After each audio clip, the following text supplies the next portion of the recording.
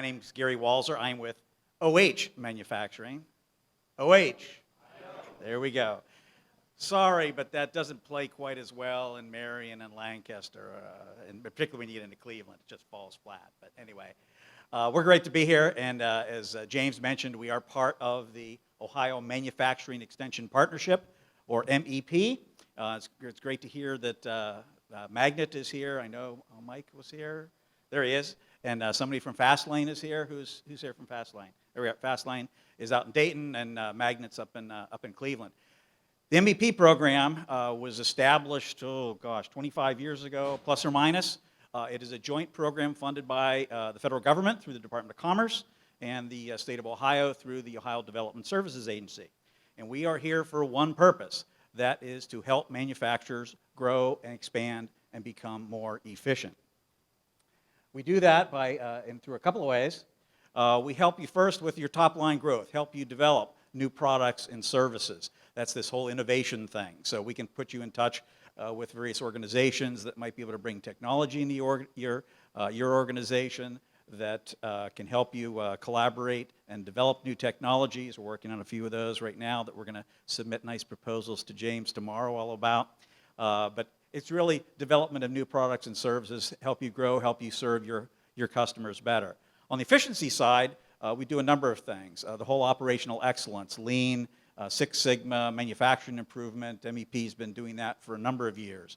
In the last few years, we've expanded that to include supply chain work, so we can come in and help you look at your supply chain, squeeze inefficiencies out of that.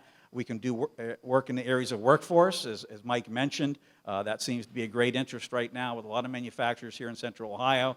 Can't find the right people, got to get my people trained, and so forth. So we can hook you up with the folks like Columbus State, like the Career and Technical Education Center in Newark, like Tolles out in Plain City, and some of the other fine education institutions, including the Ohio State University.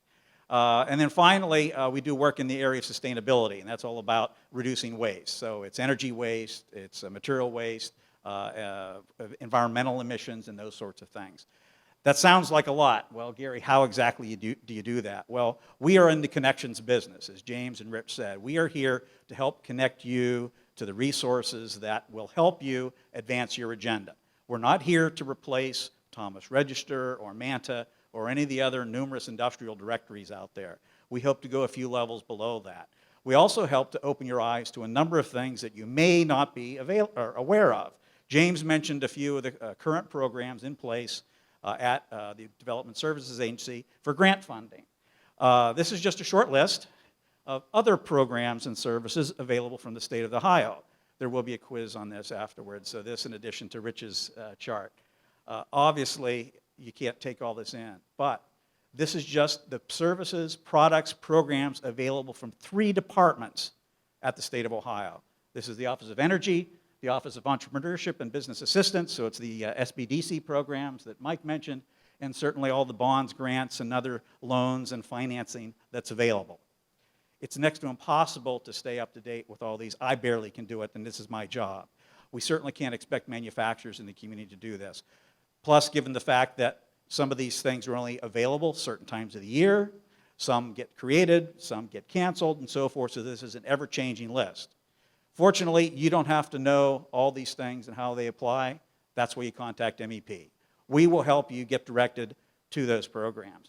And that's not all. We also have programs like the Ohio Third Frontier. As James mentioned, I think some of the programs you were talking about come under Third Frontier funding.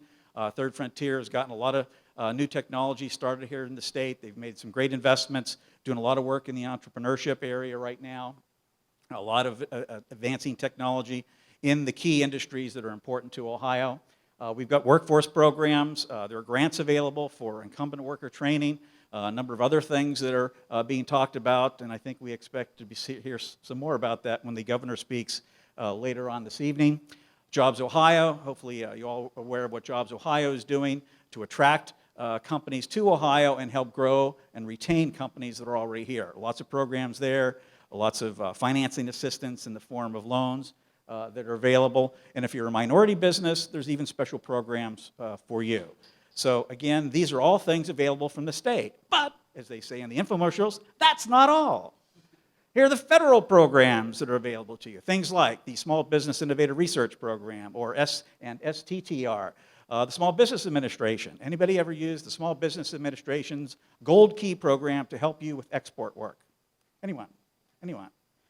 This is a free service available to you, paid for by, yes, your tax dollars, that can help you explore export opportunities for your company. They will help you look at which countries you should be exporting to, why you should be exporting there, help you develop relationships with domestic organizations that can be your agent, your supplier, what have you, help you with understanding all the tariffs, help you doing ITAR filings, all those sorts of things. That service is available from the federal government, and even there's a state program through the ITAC program, the International Trade Assistance Center.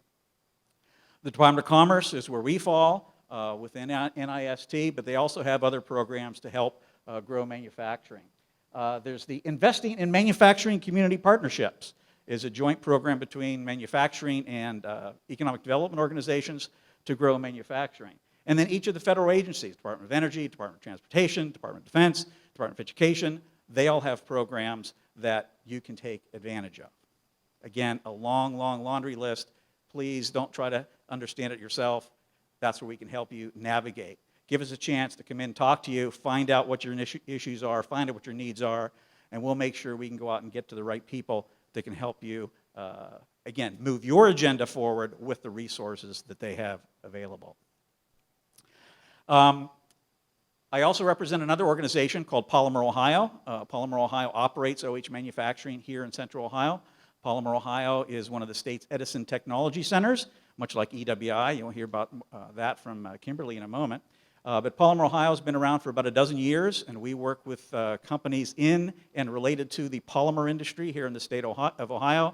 That includes both intermediate chemical companies that are making resins, people that are compounding resins, people that are forming parts, taking plastic pellets in and making all sorts of things, people working with adhesives, people working with coatings, and so forth.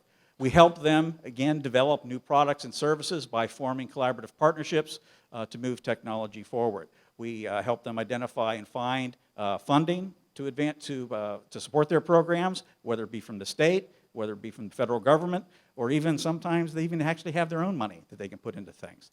So that's what we do under the PolymerOhio program. Another thing that we've been working on for a couple of years is with what's called the Manufacturing and Polymer Portal. There's a lot of very, very sophisticated modeling and simulation software out there available today that can model a number of different manufacturing processes. Unfortunately, oftentimes that software is very expensive. The computer hardware required to run it can be something more than you have on your desktop or your server at the office, and the skills required to run that software often are very extensive. What we offer through the portal is the ability to rent this software on a time-of-use basis. So things like MoldX 3D, which is software that you can use to model the filling of an injection mold, so you can actually see how the polymer goes into the mold, how it fills it, the solidification patterns, internal stresses, how they would be developed, and so forth, and you can use the software that way. If you don't want to use it yourself, we'll sell you some consultant time to help run that for you. So that's something we've been working on for a couple of years. And with that, I think I am done. Thank you very much. And Michael stole my line. Yes, we are from the government, and we're here to help you. And with that, I'll turn it over to Kimberly Gibson.